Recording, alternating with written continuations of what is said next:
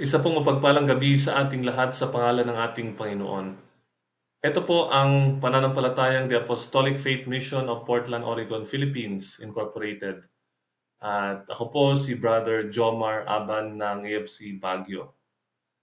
Bini-welcome ko po ang bawat isa sa ating Bible study at ang pamagat po ng ating pag-aaralan ngayong gabi ay An Angelic Proclamation. Naway ang Panginoon po ang magbukas ng ating puso at isipan at maintindihan natin ng mainam ang kabutihan ng Panginoon at ang mga pagpapala ng kanyang kaloob sa bawat isa. God bless po. Ang atin pong pangunahing talata sa ating talakayin ay matatagpuan sa 1:3-17 at ang sabi po dito, sapagkat hindi sinugo ng Diyos ang kanyang anak sa sanlibutan upang hatulan ang sanlibutan, kundi upang ang sanlibutan sa pamamagitan niya ay maligtas. Ligid po sa kaalaman ng marami po sa atin, ang Diyos po ay dakila at puno ng pag-ibig at nais niya na hangga't maaari ang buong sanglibutan ay kanyang iligtas. Kaya siya mismo ang gumawa ng paraan upang ang bawat isa ay makatanggap ng biyaya ng kaligtasan. Kaya nasabi dito sa ating paunang talata na dumating ang kanyang anak hindi upang hatulan ang sanglibutan, ngunit dumating siya, ang ating Panginoong Heso Kristo, dito mismo sa sanlibutan upang iligtas ang lahat ng mga tao. Ito po ang pagpapala na nais ng Panginoon na ating pagbulay-bulayan ngayong gabi at naway ang Panginoon ang magkintal sa ating puso, ang maglagay ng buto ng pananampalataya sa atin upang lalo nating ma-appreciate, madama, at mapuno ang ating puso ng kagalakan at pagpapasalamat sa Diyos na dakila at ang Diyos ng pag-ibig. Dahil kung wala po ang bagay na ito, ang pagpapalang ito ay wala pong kabuluhan ng ating buhay. Wala pong mangyayari sa ating kinabukasan at wala po tayong matatanggap na buhay na walang hanggan. Kaya nawa, gaya po na sabi ko kanina, ay ang Diyos po ang magbukas sa ating puso at isipan upang ma-appreciate natin at may pagpasalamat natin sa Diyos ang kanyang ginawa sa ating kalagitnaan. Ang araling atin pong malalaman ngayong gabi ay gagabay sa atin sa isa sa mga pinakamamahal nating talata sa buong kasulatan. Ito po ang salaysay ng kapanganakan ng ating Panginoong Heso Kristo na nasusulat sa Lucas 2 mula sa unang talata hanggang sa ikabenteng talata.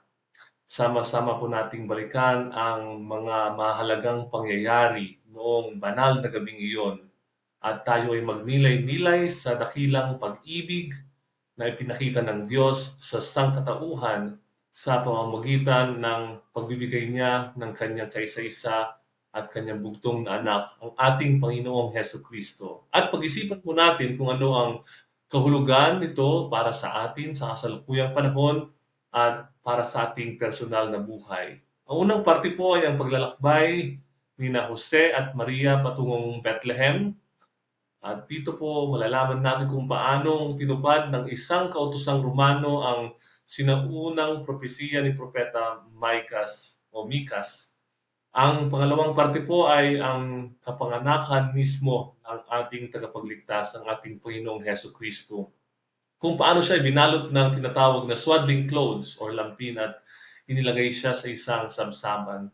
At ang pangatlong parte po ay ang paghayag or pahayag ng mga anghel, ang mabubuting balita ng dakilang kagalakan para sa lahat ng tao. At ito po ay hindi lang noong kapanahunan nila magpasa hanggang ngayon, ito po ang ebanghelyo na dapat tanggapin ng lahat ng tao. At ang panghuli at napaka-importanting lesson po nating mapag-aaralan ngayong gabi ay ang tugon ng mga pastol.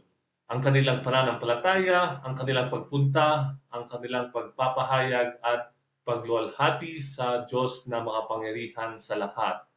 At nais din ng Panginoon na sa mga lessons na ito ay hindi lang natin maintindihan o maunawaan, nais din ng Panginoon na may apply natin in practical sense ang mga bagay na ating pag-aaralan na gaya ng mga pastol, bagamat sila ay mga maliit sa tingin ng tao sa lipunan, maliliit sila o sila ay hindi kilala, napakahalaga po ng kanilang ginawa nung kapanahonang yaon dahil sila ay sumampalataya at sila mismo ang nagbalita ng magandang balita na nanggaling sa ating Panginoon. Kaya nga iniimbitahan ko po ang bawat isa na ating pakinggan at unawain ang mensahe ng Panginoon na para sa ating lahat. Sa pamamagitan po ng isang kautosang Romano ay nagbago po ang lahat ng bagay. Si Cesar Augusto po ay nagpalabas ng isang kautusan na ang buong sanglibutan, ang ibig pong sabihin nito ay ang lahat ng mga lalawigan na napapasailalim o sinasakop ng Imperyang Romano ay dapat magpadalas para sa pagbubuwis. At ang bawat tao ay kinakailangang bumalik sa bayan ng kanilang angkan upang magparehistro. At para kay Jose, na isang ina po ni Haring David, ito ay nangangahulugan na kinakailangan niya maglakbay mula sa Nazareth sa Galilea patungong Bethlehem ng Judea. Ito po ay isang paglalakbay na hindi po short distance. Ito po ay humigit kumulang 80 milya. Ang tila ba isang pampolitikong abala sa kanya, kay Jose, ay sa katunayan isang makapangyarihang kamay ng Diyos na kumikilos. Maraming siglo na ang nakaraan, isinulat po ni Propetang Micah o Mikas doon sa Mikas 5:2, ngunit ikaw, Bethlehem Ephrata, mula sa iyo ay lalabas sa akin ang magiging tagapamahala ng Israel. Kaya kung papansinin po natin, ginamit ng Diyos ang kautusan ng isang emperador na hindi kumikilala sa kanya upang matiyak na ang bawat detalye ng propesiya ay matutupad ng ganap at eksakto. Ano po ang kahulugan nito sa buhay ng bawat isa? Alalahanin po natin na ang ating pinaglilingkurang Diyos ay Diyos na makapangyarihan sa lahat. Ang Diyos po ay kumokontrol sa buong sanglibutan. Maaari niyang gamitin at igalaw ang mga pinuno ng mundo upang maisakatuparan ang kanyang mga layunin kahit hindi nila siya kilala. Kaya kung ito po ay kayang gawin ng Diyos, ibig pong sabihin napakainam na ipasakop natin ang ating buhay sa ating Panginoon dahil hawak niya ang hinaharap. Kaya kung tayo ay may mga alinlangan at takot sa hinaharap, napakainam po na intindihin natin na kaya ng Panginoon na gawin ang lahat ng mga bagay. At kung papasinin po natin, gaya ng nasasabi kanina, doon po sa propesiya, ay hindi po yung kalahati lamang ang naisakatuparan. Isinakatuparan ng Panginoon ng buo at eksakto ang kanyang sinabi at kasama na rin dito ang kanyang mga plano at kanyang mga pangako sa ating kanyang mga anak.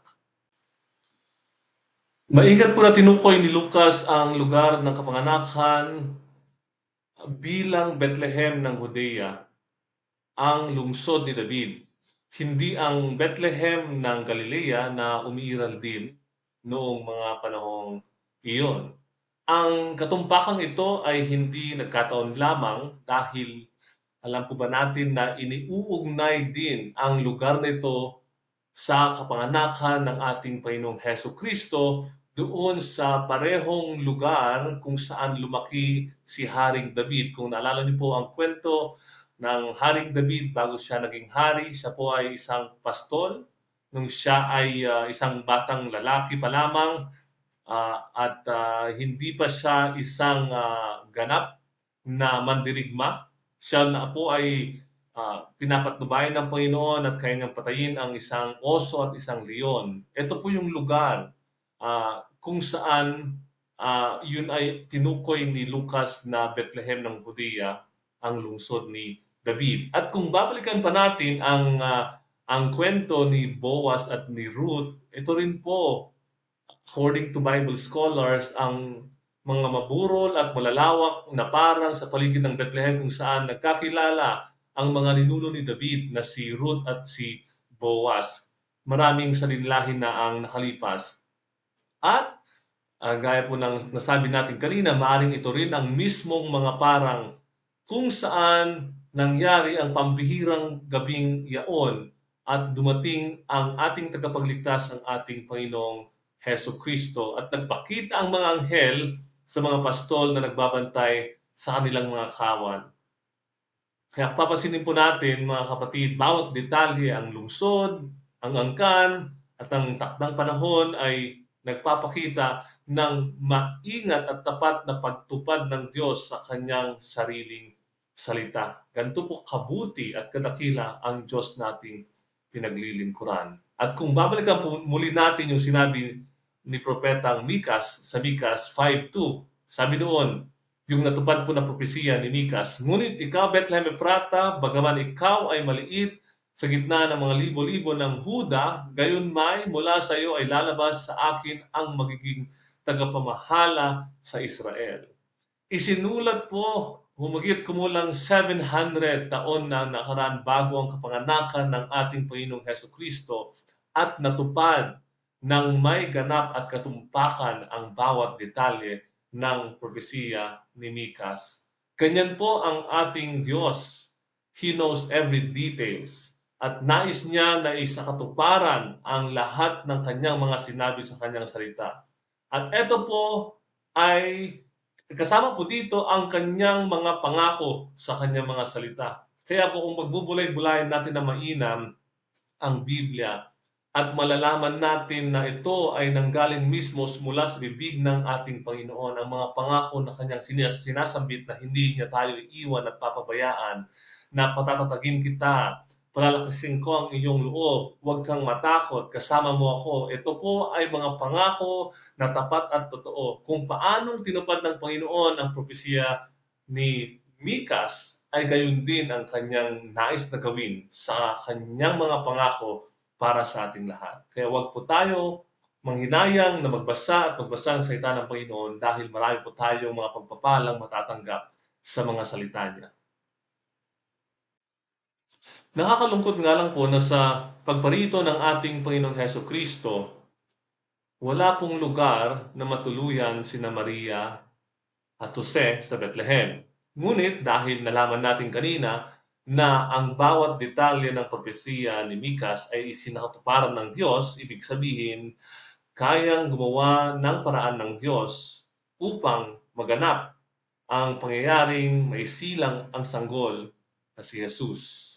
Ang nangyari, wala mang lugar para sa kanila at sa kalagayang napakasimple at mababa, pansinin po natin na ang anak ng Diyos ay pumasok sa sanlibutan, hindi sa isang palasyo, hindi sa isang lugar ng karangalan, kundi sa isang kwadra, at siya'y binalot ng lampin at inilagay sa isang sabsaban. Ang mga tinatawag po na swaddling clothes ay mga piraso po ng tela na ginagamit upang balutin ng maayos ang mga bagong silang na sanggol, upang sila po ay manatiling mainit at hindi gaanong gumagalaw. Ang sabsaba naman po ay isang lalagyan ng pagkain ng mga hayop. Ito po ang katotohanan na ang hari ng mga hari ay inilagay o isinilang doon sa sabsaban at siya'y binalot ng mga lampin, at papahayag po ito ng malalim na kahulugan ng kanyang pagparito. Hindi po upang paglingkuran, kundi upang maglingkod at upang lumapit sa mga aba at sa mga mapagpakumbaba. Bakit kaya isinugo ng Diyos ang kanyang anak upang ipanganak sa isang kwadra sa halip na sa isang mansyon? Dahil sa kanyang dakilang pag-ibig, siya ay dumating sa mga taong walang maialay, at tayong lahat ay ganoon. Kaya nga kapatid, kung sa tingin mo ikaw ay naghihirap, ikaw ay walang maibigay sa Panginoon, Ang nais lang ng Panginoon ay ang iyong puso at ang iyong oras na mabasa Kanya. Nais ng Panginoon na magkaroon ka ng relasyon sa Kanya. At ang kawalan ng lugar para kay Jesus sa tuluyan ay sumasagisag din po kung paanong hanggang sa ating kapanahunan madalas po natanggihan ng sanglibutan at ng mga tao ang ating Panginoong Hesukristo. Kaya mapalad po tayong lahat ngayong gabi kapag ating pinatuloy ang ating Panginoong Hesus sa ating mga puso at ang kaya Santo Espiritu ay nasa atin. Ibig pong sabihin ay may relasyon po tayo sa Diyos Ama sa pangalan ng ating Panginoong Hesukristo. Basahin po natin ang nasa Lucas 2:11. Ang sabi po dito, sapagkat ipinanganak sa inyo ngayon sa bayan ni David ang isang tagapagligtas na siyang Kristo na Panginoon. Ang isang pangungusap po na ito ang pinakapuso ng mismong Ebanghelyo. Na tunay, mga kapatid, na ipinanganak sa ating kalagitnaan ang anak ni David, ang anak ng Diyos, ang ating tagapagligtas, ang ating Panginoong Hesukristo. Kaya napakabuti po ng Panginoon na siya ang gumawa ng kapamaraanan upang abutin tayong mga aba at mga makasalanan dahil ayaw niya na isa sa atin ay mapahamak. Nais ng Panginoon hanggat maaari na ang bawat isa ay makilala sa Kanya, maalis at hindi na may tapon sa dagat-dagatang apoy, kundi magkaroon ng buhay na walang hangga kasama siya. Kaya mga kapatid, ito po ang pangungusap ng Ebanghelyo. Ang Ebanghelyo po, ang ibig sabihin ay magandang balita na ipinahahayag ng Diyos sa pamamagitan ng kanyang salita. Sa lahat ng mga may pakinig ay makinig, sabi ng ating Panginoong Hesukristo. Kaya mga kapatid, kapag ikaw ay ligtas na, nais ng Panginoon na itong mismong Ebanghelyong ito ay sabihin mo rin sa iyong kapwa-tao, sa inyong mga kaibigan, mga kaeskwela, mga katrabaho, mga kapamilya na hindi pa kumikilala sa ating Panginoong Hesus. Doon po sa mga burol ng Judea, ang mga pastol ay nagbabantay sa kanilang mga kawan isang gabi. At para sa kanila, ang gabing ito ay isang pangkaraniwang gabi lamang. Lingid sa kanila, ang pangkaraniwang gabing ito ay malapit nang maging isang pambihirang gabi dahil biglang nagpakita ang isang anghel ng Panginoon at ang kalulhatian ng Panginoon ay nagningning sa palibot nila. At kapag kayo po ay nandoon sa kalalagayan ng mga pastol, gaya ng kanilang reaksyon, sila ay lubhang natakot. Gaya din po natin, maaari tayo din po ay mabalot ng takot kapag nakita natin ang isang anghel ng Panginoon. Ngunit ang unang mga salita ng anghel na nagpakita sa kanila ay mga salitang nagbibigay ng kapanatagan. Sabi po niya, huwag kayong matakot. Yung pong mga sinabi ng anghel na yon, huwag kayong matakot, ang ibig po niyang sabihin ay naparoon ang biyaya ng Panginoon na laging nauuna bago niya ipakita ang kanyang kalulhatian.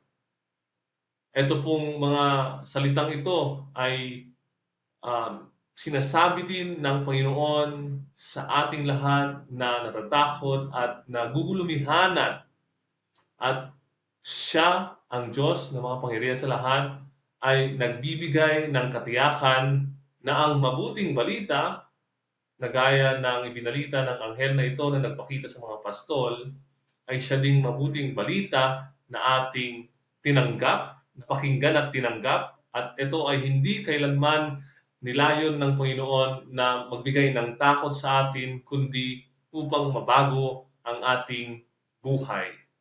Kaya muli sinasabi ng Panginoon sa bawat isa na nagugulumihanan at natatakot, huwag po tayong matakot.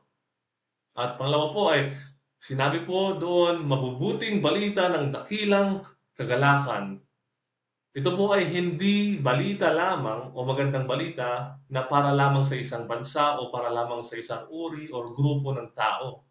Ang pagpapahayag po na ito ay para po sa lahat ng tao na ang isang tagapagligtas ay pinanganak para iligtas ang buong sangkatauhan na siyang Kristo na Panginoon. Ang Kristo po ay nangangahulugan ang pinahiran ng langis. Siya lamang po ang kaisa-isa na pinili at isinugo ng Diyos upang maging tagapagligtas ng sangkatauhan. Ito ang sandali na tinutungo ng buong kasaysayan na may isang tagapagligtas na binigay ang Diyos na pangapangyarihan sa lahat dito sa sanglibutan upang hangga't maaari ay maligtas ang bawat tao na kanyang nilalang. Nang matapos na pong ipahayag ng anghel ang mabuting balita ng Ebanghelyo, isang kahangahangang bagay ang nangyari dahil isang pulutong ng hukbo ng kalangitan ang sumama. Isang hindi mabilang na bilang ng mga anghel ang sama-samang nagpuri sa Diyos sa pamamagitan ng isang nag-iisa at maluwalhating pagpapahayag. Basahin po natin ang kanilang pagpapahayag sa Lucas 2:14. Ang sabi po ng mga anghel sa kalangitan sa pagsilang ng ating Panginoong Hesukristo, luwalhati sa Diyos sa kaitaasan at sa lupa ay kapayapaan, mabuting kalooban sa mga tao. Naunawaan po ng mga anghel ang bigat at ang kahalagahan ng naganap na iyon.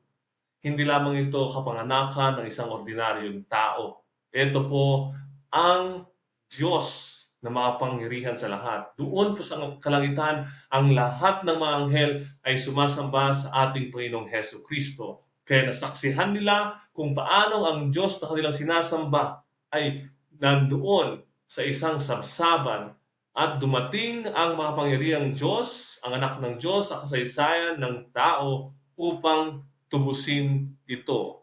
At hindi sila maaring manatiling tahimik at manahimik ang kalangitan dahil alam nila kung gaano kaimportante at kamakapangyarihan ang pangyayaring yon. Kaya sama-sama silang nagpuri at dumakila sa Diyos sa kanyang plano na iligtas ang sanglibutan na napapahamak dahil sa kasalanan. Minsan pa mga kapatid ay sabay-sabay nating basahin ng Lucas 2:14. Dahil napakaganda po ng sinasabi ng mga anghel, luwalhati sa Diyos sa kaitaasan at sa lupa ay kapayapaan, mabuting kalooban sa mga tao. Mabuti po ang kalooban ng Diyos para sa ating lahat. Nabigyan tayo ng kapayapaan sa ating puso, iligtas tayo sa lusak ng kasalanan at sa kapahamakan at impyerno. At dahil dito, nais ng Panginoon na gaya ng mga anghel, tayo ay sama-samang magpuri at magpasalamat sa kanyang kadakilaan sa buhay ng bawat isa. Hindi po binanggit ng anghel ang pangalan ng sanggol noong gabing iyon. Ngunit ang pangalang iyon ay napili na. Hindi ni Jose o ni Maria, kundi ang Diyos mismo ang namili sa pangalang Jesus. Ito po ay sa pamamagitan ng anghel na si Gabriel at ito po ay mababasa natin sa Lucas 1:31. At ang atin pong lubusang pag-unawa sa kahulugan ng pangalan ating Panginoong Yesus ay magpapalalim pa po sa ating pagkilala kung sino siya sa buhay natin. Ang Kristo po ay kanyang titulo na nagpapahiwatig na si Jesus ay isinugo ng Diyos upang maging hari at tagapagligtas. Ito po ay mababasa natin sa Daniel 9:25 at sa Isaiah 32:1. Ang Hesukristo naman po ay nangangahulugang Jesus na Mesyas o Jesus na pinahiran ng Diyos. Mainam po na ating pag-aralan ng husto at mainam ang tatlong mga salita sa pangalan ng ating Panginoon. Jesus, Kristo at tagapagligtas. Unahin po natin ang salitang Jesus. Ang anyong Grego po ng pangalang Hebrew na Joshua ay nangangahulugang ang Diyos ay nagliligtas o tagapagligtas. Ngunit ang Joshua po ay isang karaniwang pangalan noong panahong iyon. Kaya si Jesus mismo, siya mismo ay madalas na tawaging Hesukristo upang siya ay makilala at may bukod sa mga may pangalan ding Joshua dahil si Jesus ang tanging Kristo at tanging tagapagligtas nating lahat. Kaya kung atin pong isusunod yung salitang Kristo, ito po ay mula sa salitang Grego na Christos. Ito po ay nangangahulugang pinahiran ng Diyos, katumbas ng salitang Hebrew na Mesias. Ito ay tumutukoy sa isa at itinalaga at isinugo ng Diyos upang maging tagapagligtas ng sangkatauhan. Ito po ay katuparan ng walang hanggang plano ng Diyos para sa ating lahat. Kaya wag po natin kakalimutan ang tatlong bagay na yon sa salitang Kristo, isa, itinalaga at isinugo ng Diyos upang maging tagapagligtas ng sangkatauhan. At ang pangatlong salita po ay tagapagligtas. Ang titulong ito naman po ay mismong naihayag nung sinabing isang tagapagligtas na siyang Kristo na Panginoon. Ang Panginoon po ay dumating hindi lamang upang magturo o magpakita ng kabutihan, kundi upang magligtas, upang iligtas ang mga taong nawawala.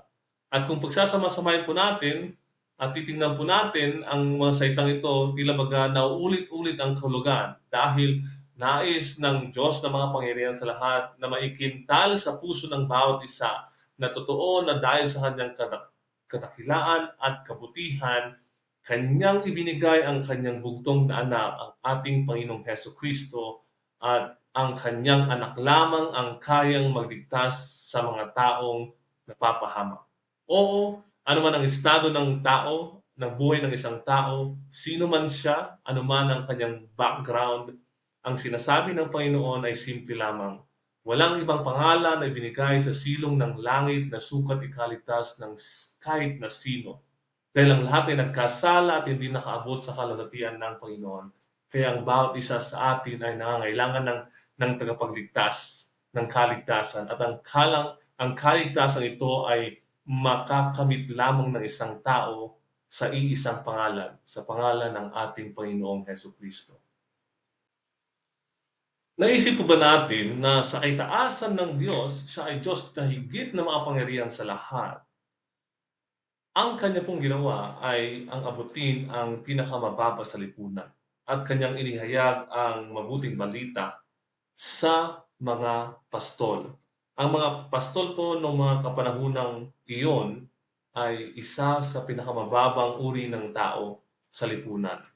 Ano po ang kahulugan ng bagay na ito at kung bakit ang Panginoon ay naghayag ng kanyang mabuting balita at inuna niyang bigkasin at sabihin ang mabuting balitang ito sa mga pastol. Alam natin na madalas na ang mga mababa sa lipunan ay sila din naman ang mga mapagpakumbaba.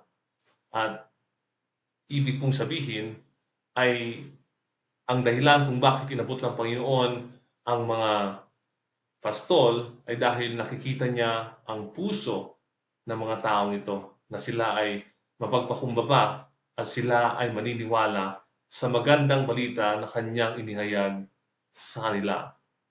At totoo ng ating Panginoon na hindi nagbabago kahapon, ngayon, magpakailanman. Siya pa rin ang Diyos noon, Diyos ngayon at magpakailanman. At hindi pa rin nagbago ang pagtingin ng Panginoon sa mga tao. Tumitingin pa rin siya hindi sa panlabas na kaunyuan, kundi sa puso ng isang tao. Kaya kapatid, ngayong gabing ito, tinitingnan ng Panginoon ang ating pangunawa at kapag tayo ay mababa ang loob at inuunawa natin ang kanyang magandang balita, ito po ay pagpapala sa ating lahat. At ang mga pastol po na ito, nung kanila pong tinanggap ang balita mula sa anghel, hindi po sila nakipagdebate at agaran po sila na umunawa at hindi lang nila inintindi. Ito din po ay agaran nilang isinagawa at tiningnan at isinuri at pumunta sa lugar na sinabi ng anghel upang pagmasdan ang biyaya ng Diyos ang kanyang anak na isinugo niya sa sanglibutan. So agaran po ang kanilang pagsunod. At ito rin pong nais ng Panginoon sa ating lahat, mga kapatid. Ang agaran at mabilisang pagsunod sa kanyang magandang balita. At tunay, mga kapatid, na ang Diyos ay tumitingin pa rin ng mga pusong mababa at mga pusong agarang susunod sa Kanya. At nais din niya, mga kapatid, na sabihin sa ating lahat na ang magandang balitang ito ay hindi lamang para sa atin, ngunit ito rin po ay para sa bawat isa na kanyang nilalang. Ninanais ng Diyos, hangad ng Diyos na iligtas ang bawat tao.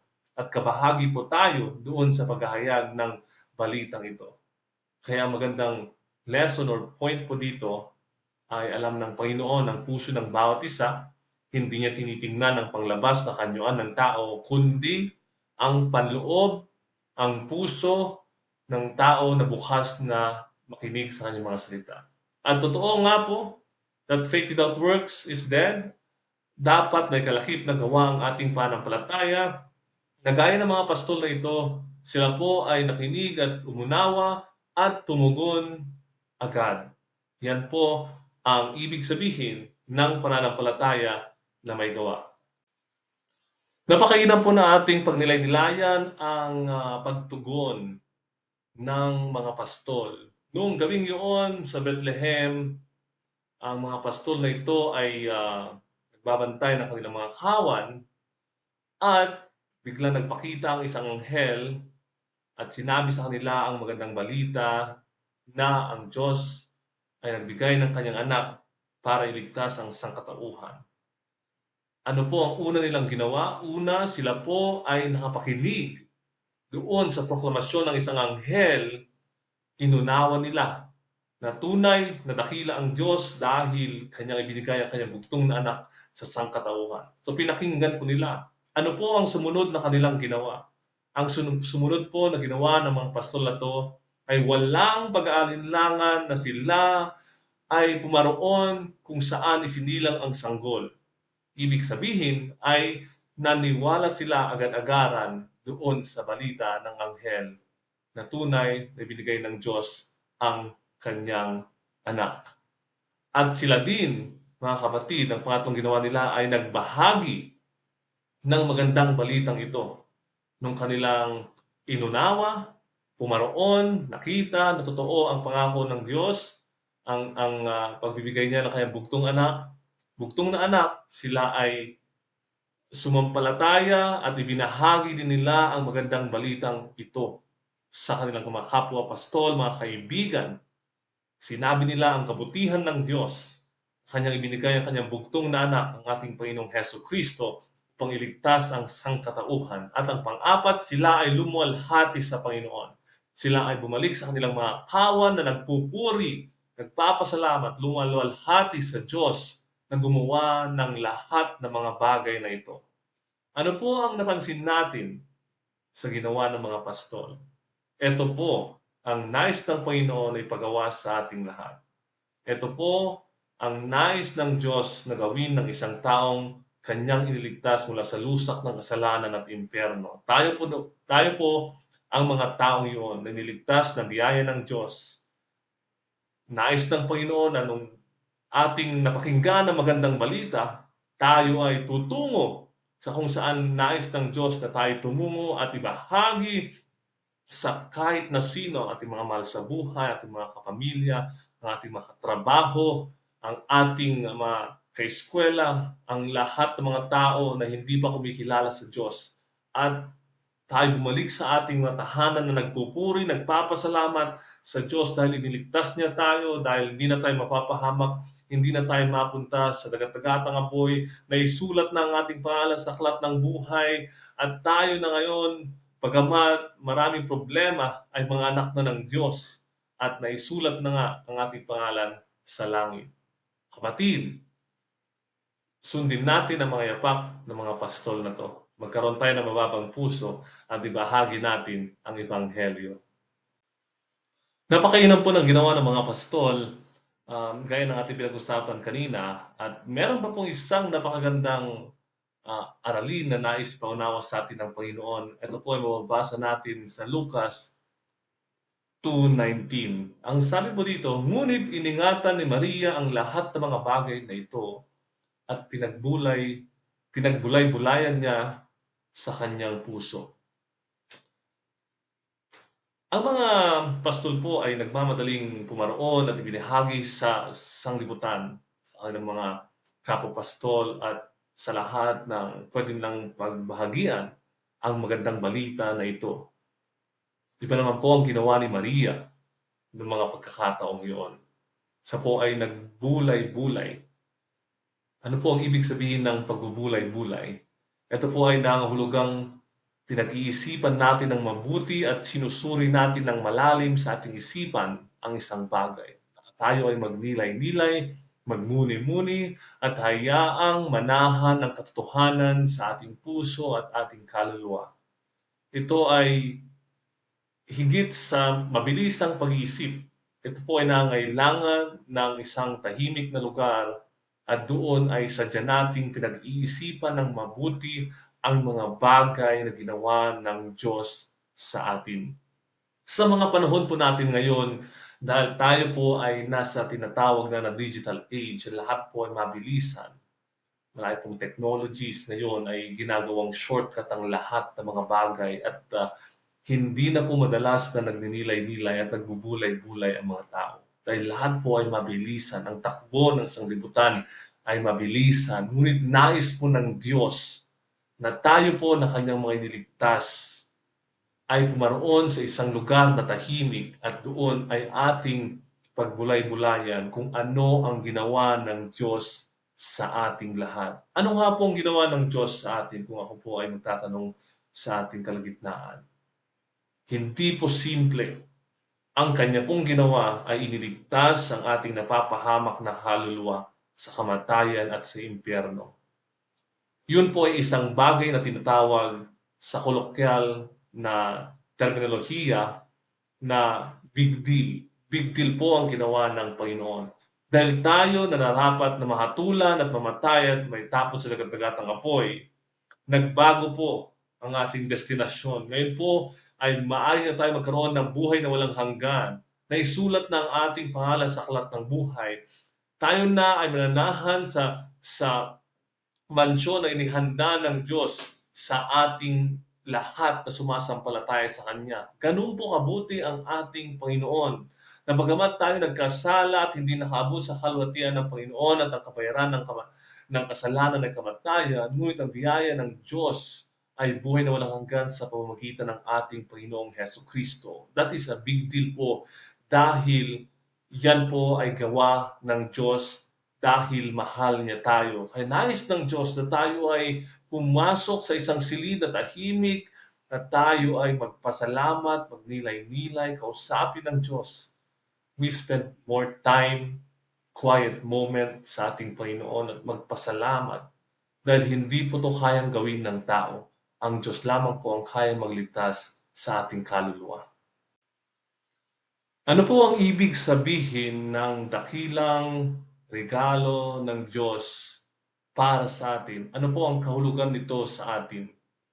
Isipin po natin kapag may nag-abot po ng regalo sa atin at ang ibinibigay po na regalong ito para sa nagbigay ay isang napakamakabuluhang bagay. Kapag tinanggap po natin yon ay ramdam natin yung puso nung nagbibigay. Ano po? Ang ating Panginoong Heso Kristo po ang tanging sinisinta ng Diyos Ama doon sa kalangitan. Wala na pong mas higit na sinisinta ang Diyos Ama kundi ang ating Panginoong Heso Kristo lamang. At ibinigay niya ang kanyang anak na buo sa sanglibutan. Ano po ang ipinapahiwatig nito sa atin? Na buong buo ang pag-ibig ng Ama sa langit sa bawat isa sa atin dahil kanyang ibinigay hindi ang isang propeta, hindi ang isang anghel, kundi ang kanyang mismong anak, ang kanyang sinisintang anak, ang kanyang ibinigay upang magkaroon tayo ng pag-asa, mga kapatid. Ang pag-ibig ng Diyos kuminsan ay nababaliwala po ng sangkatauhan. Ngunit naway sa ating lahat na nakikinig ngayong gabi ay maintindihan natin na buo ang pag-ibig ng Ama ng kanyang inibot ang kanyang anak sa sangkatauhan. At ang ating Panginoong Jesus naman na pumarito, nagkatawang tao, Nakaranas siya ng gutom, ng kahinaan, ng kapaguran, ngunit mahal na mahal pa rin niya tayo. Hindi niya ininda ang lahat ng hirap na kanyang naranasan dahil sa kanyang puso at isipan nais niyang sundin ng Ama na iligtas ang sangkatauhan dahil mahal tayo ng Diyos, mga kapatid. Pumarito ang ating Panginoong Hesukristo hindi lamang sa mga may kapangyarihan, sa mga mayaman at nasa mataas na bahagi ng lipunan, ngunit sa pinakamahirap sa mga aba at sa mga walang maibigay sa Kanya. Ganun po ang pag-ibig ng Diyos dahil nais niya na ang lahat hangga't maaari ay Kanyang iligtas. Siya po ay pumarito upang maglingkod at ibigay ang kanyang buhay sa sangkatauhan upang maialay ang kanyang buhay at mapatawad ang ating mga kasalanan. Alam niyo po, sa pamagitan po ng Santo Espiritu ay maunawaan po natin na ito po ang puso ng Diyos sa bawat isa sa atin. Mahal na mahal po tayo ng Panginoon na nais niya na iligtas po ang bawat isa sa atin.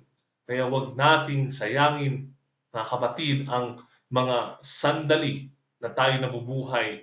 Wag nawa tayong magkulang sa pagpupuri at pagpapasalamat, pag-unawa sa dakilang pag-ibig ng Diyos. Dahil buo ang kanyang binigay na pag-ibig, nais din niya na buo ang ating puso na umibig din sa Kanya.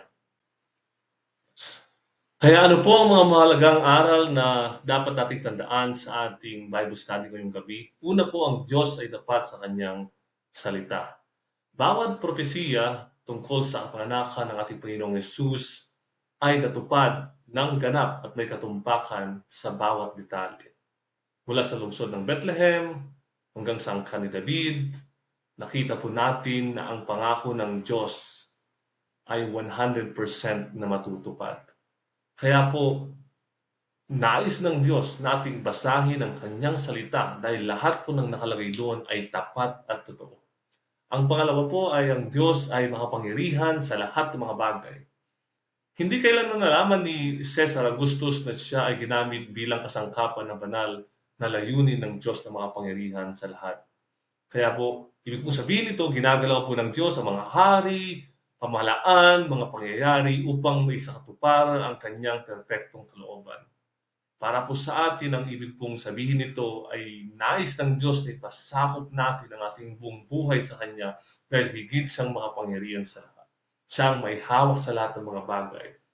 Kaya kung gusto natin ng payapang uri ng buhay, nais ng Diyos na ipasakop natin, isurrender po natin ating buong puso, buong buhay sa Diyos na makapangyarihan sa lahat.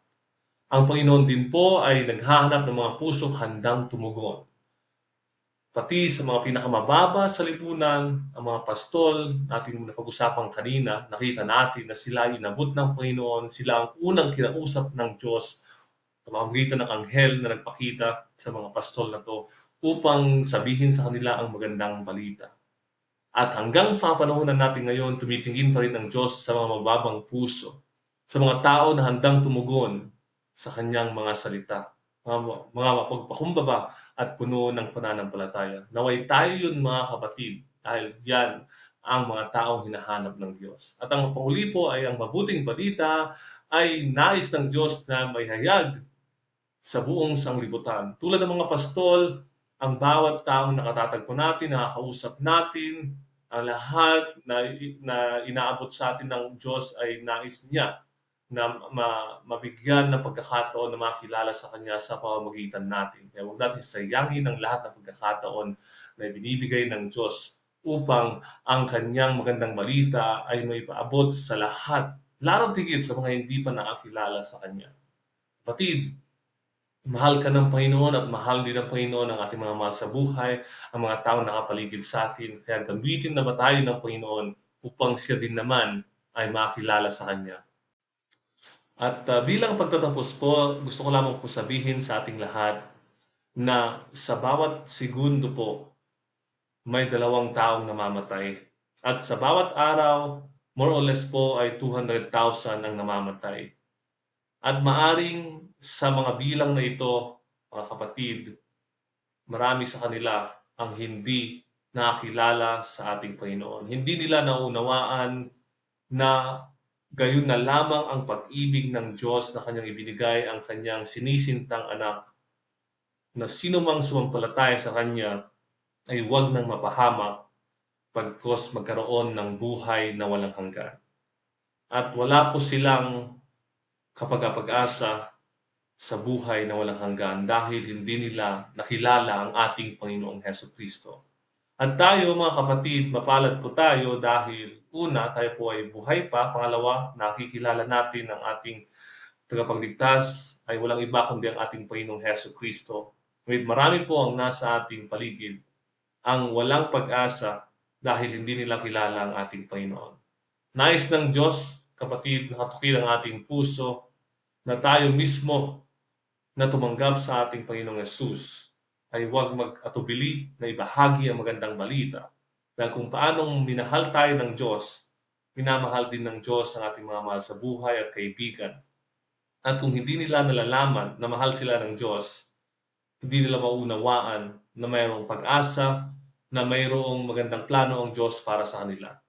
At tayo po ang gagamitin instrumento ng Diyos upang sila ay makatanggap ng magandang balita. Naway ang Panginoon po ang bigay sa atin ng kapangyarihan, pagkasi ng Santo Espiritu, upang huwag tayong mahiya na ibahagi sa buong sanglibutan na tanging si Jesucristo lamang ang tagapagligtas ng lahat. Tayo po ay sama-samang yumuko at manalangin. Panginoong Diyos na makapangyarihan sa lahat, purihin ka, magpakailanman, Ama sa mga langit. Maraming pong salamat sa napakaganda naming mga talakayin ngayong gabi. Tunay o Diyos, na gayon na lamang ang pag-ibig mo sa buong sanglibutan na iyong binigay ang iyong bugtong na anak upang sino mang sumampalataya ay huwag nang mapahamak bagkus magkaroon ng buhay na walang hanggan. Tunay o Diyos na mahal mo ang sanglibutan dahil hindi ka nag-atubili na ibigay sa amin ang iyong anak, ang aming Panginoong Hesukristo na nag-alay ng kanyang buhay upang magkaroon ng kapatawaran ng aming mga kasalanan at kami ay makatanggap ng buhay na walang hanggan. O Diyos, nalalaman namin na maikli lamang ang buhay dito sa sanglibutan, ngunit maraming salamat sa pangako sa buhay na walang hanggan.